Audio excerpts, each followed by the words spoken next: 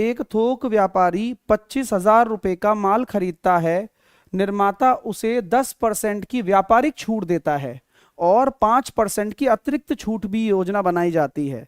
तो दोनों छूट के बाद में उसकी नेट प्राइस क्या होगी? देखो, 25,000 का माल 10% की छूट पर मिल रहा है 2250 और 95% पर मिल रहा है।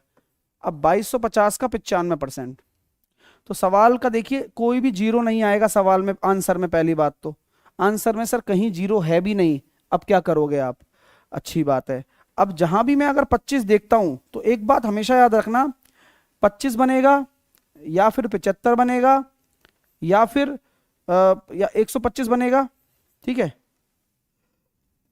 25 या 75, 125, 25 सत्ते 175।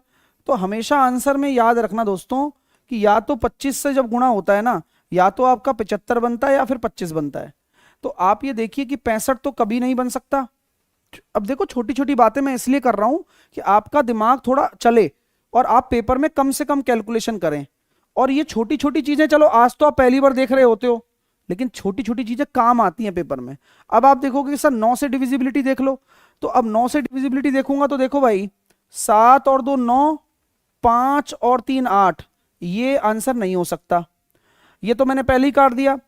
7 और 2 9, 5 और 3 8 और 2 10, अब ये भी नहीं हो सकता।